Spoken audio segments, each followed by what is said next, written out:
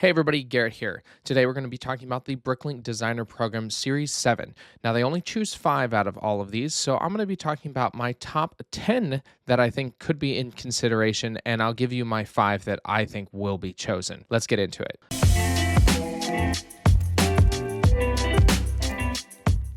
The Bricklink Designer Program has been around for quite some time as we are in a Series 7. Now, that means that you can vote to see what 5 sets that you would like to see made into true, real-life Lego sets.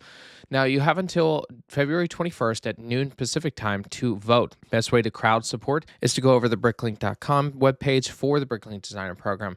And there's a kind of different ways that you can support. There's not a, yes, I want this. It's 3 smiley faces. One is more of a flat face, a smiley face, and then a heart face. And then you can leave a comment. It's kind of up in the air on how they choose these specific sets.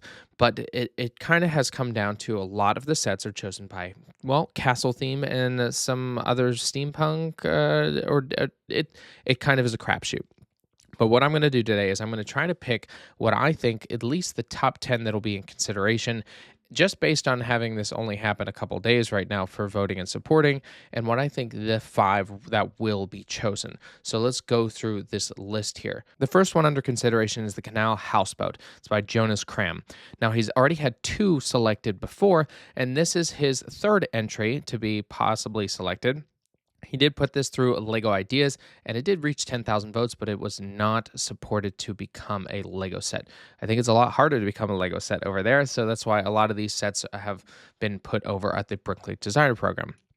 Now it has 434 new unique pieces and 1,083 pieces in total. It does come with 2 minifigures, and it is well designed. He's done an amazing job with his other mushroom-style sets, and this boat has some great use of Technic pieces to create the bow of the ship. There's some unique rooms within the ship itself. You've got the pilot house, a home living area, so a bedroom, a bathroom section to it, as well as a kitchenette area. So it's more of a studio style. And it has the great imaging that he's used before, where it is brick built and then he takes those photos. And honestly, it is a really well done set.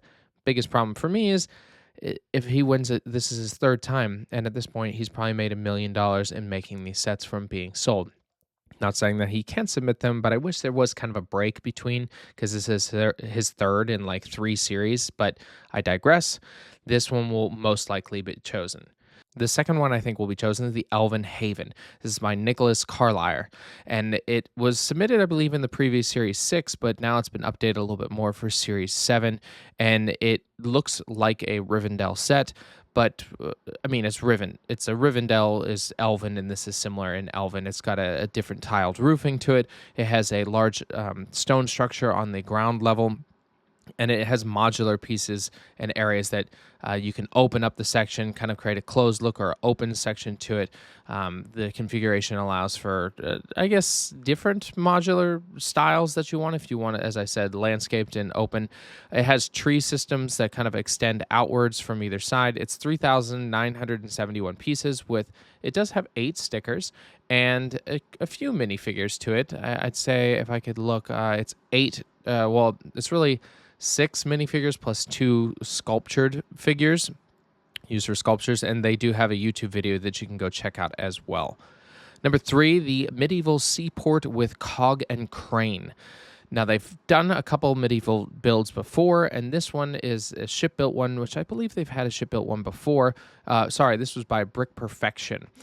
And the ship is a single-masted vessel that has not a cloth, but a brick-built sail to it with a crest on the front, which I think is very unique to it. It also can be, they show it rolled up, and it comes into a seaport. There's a smaller vessel there and a stone-structured kind of walkway, but the biggest thing is a crane, which actually looks like it's minifigure powered, where it has a wheel on the backside, and you can twist and move cargo onto the vessel itself.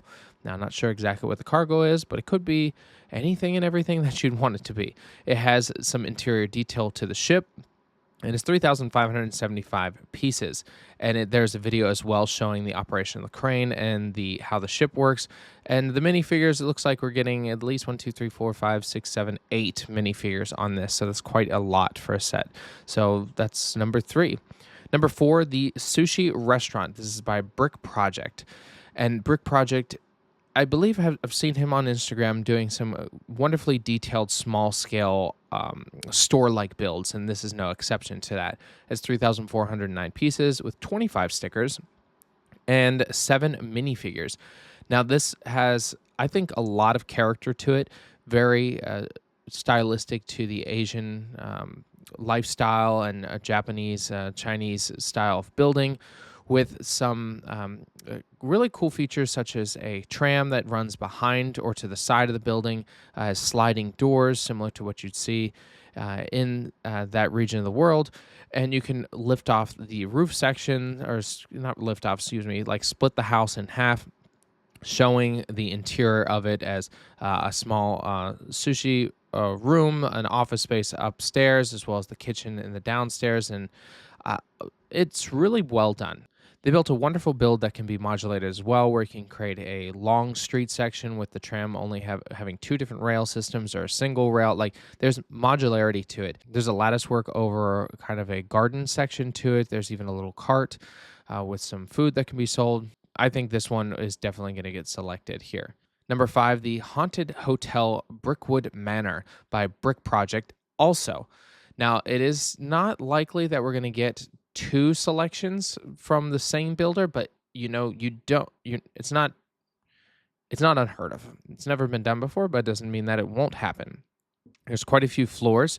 We have a basement of first, second, third, and fourth, but there are a few floors that are forbidden. And so the basement is forbidden, the attic, and then the Darker Brickworks laboratory on the third floor is forbidden. It does have a pavilion, which is a restroom to it. And of course, it's pretty spooky. There's a circular sand with some candles, so I wonder what that's going to do. You can change the clock with a dial on the back in the basement, the different rooms, as well as some creepy features, as well as a key man, of course, to get to your rooms. And it is 3,389 pieces and 19 stickers. And it has a few minifigures as well to depict not only the guests, but the people working there, and some hidden features that, well, might just make you a little crazy to stay in a house like this. A haunted mansion is something that we haven't had for quite some time, and I think Lego should do one of these if this isn't chosen. Number six, the Skating at the Sugar Shack by JK Brickworks. Now, JK Brickworks is a legend in the Lego community for building some really unique Technic style or mechanical style builds that you can implement on some of the sets that Lego's already built, and some that are his own. And this one is no different. It has a man skating around an ice skate rink, but it has a gear system inside that'll spin him like he's doing a spin on his one leg. There's a little fire that also flickers, and then a little bird, as well as a candied shack to it. Now, this set is only 596 pieces and comes with 2 minifigures. It's just, I think it's beautifully done, and JK Brickworks has had a few of his modeled. I believe before the official Bricklink series was made, he had 2 done, and I think I have 2 of them as well. But, I mean, legend in the community, has done some amazing work. Another one is Anchor Cove Imperial's Shipyard by Diffusion B. Now, it's another shipyard style, but it has quite a lot of support. The ship itself sits at a dock section to it. It doesn't have a same brick-built mast, and it is digitally rendered, which, sometimes that does hinder builds, but I don't think it does for this one. And it has a castle-style structure on the main port area. This has a gate, some shop areas, as well as a smaller crane, and a lot of good minifigures. It's 3,152 pieces with 8 stickers.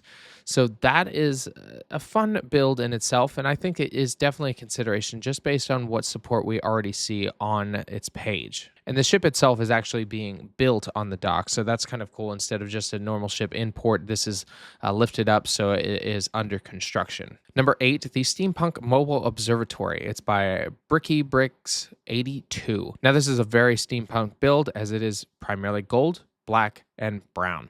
And what is fun about it is the observatory is on tracks and treads, so it can move around, and has that steampunk feel to it, where it's very gothic designed with instead of like gas powered, it's steam powered.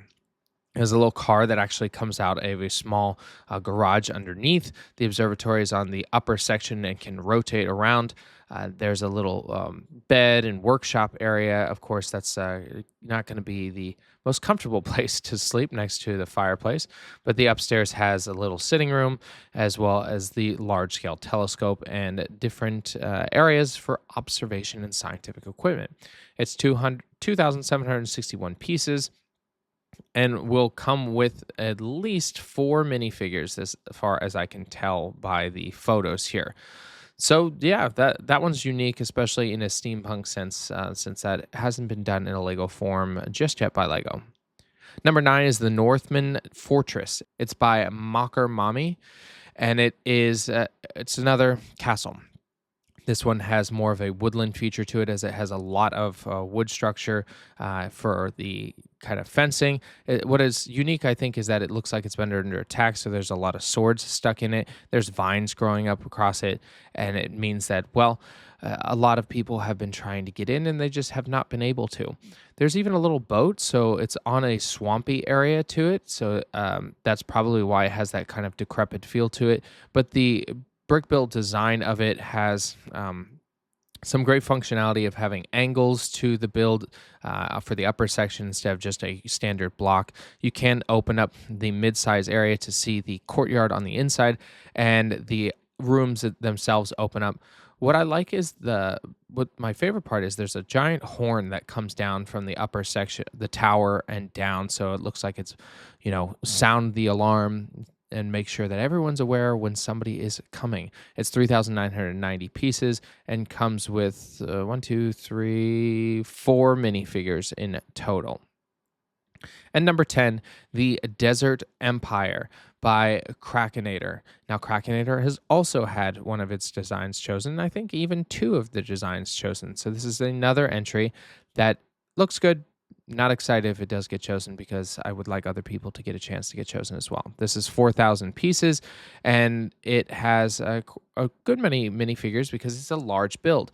It is more of the Middle Eastern or uh, desert style of building, where it's got a main white stone gate structure with some nice tiling of turquoise brick colors, and then it has a multitude of different levels leading up to a main structure on the top. Now, it does open up, giving you different features to look inside.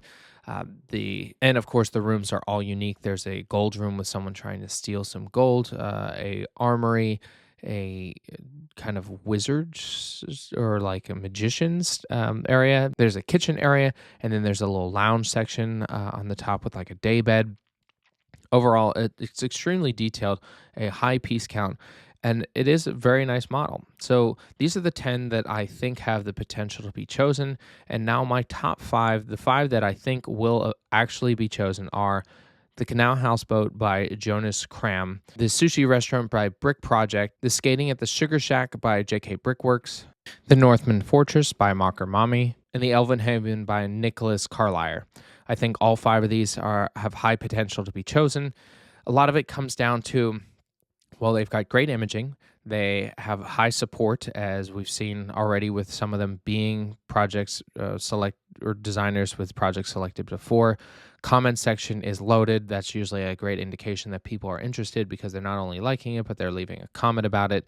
And they have creative designs and ideas. Honestly, I hope that this is the case for the ones that are selected because I think that they give a broader range of creativity than just castles. Do I think that a castle will be chosen instead of one of these? Of course I do, because that's just what people want for some reason. They just love a castle. So those are my 5 choices personally that I think will get in. Am I going to be right? Probably not, but at least 2 of them, I would say. I'm going to get a 2 out of 5 chance of getting these right. Which projects do you think should be chosen? Are there any others that you like? I love mine. It's the Brick Bunker, but it's not as creative, and a lot of people are probably not going to support it compared to these, but that's okay. I threw my shot out there, and maybe I'll come up with something for Series 8 once that does come around. So which ones do you think should be chosen? So leave me a note in the comment section below letting me know, and we can have a discussion on it. So make sure to like and subscribe, and of course, we'll talk about more things through the LEGO community coming up. Catch you later.